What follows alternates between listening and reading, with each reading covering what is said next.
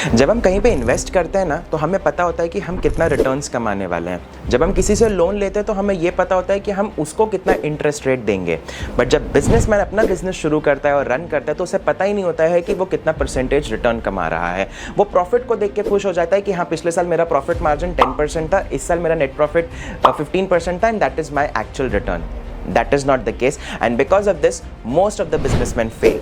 Welcome to the series of identifying red flags in balance sheet series 2.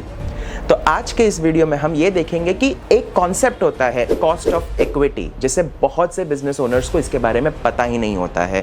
Cost of equity वो एक component है जहां पर जो बिजनेसमैन अपना पैसा लगाता है बिजनेस को रन करने के लिए। बिजनेस रन होता है, रिजर्व्स में से पैसे यूज होते हैं, बट बार बार जब उसे पैसे लगाने पड़ते हैं तो वो पैसा वो कहीं ना कहीं से अरेंज करता है।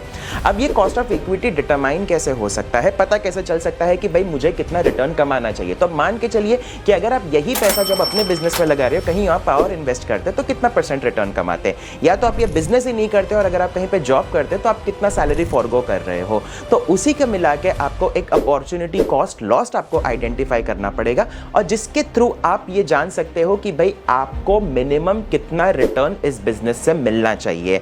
आप नेट प्रॉफिट रेशियो को देख के खुश मत हो जाइए।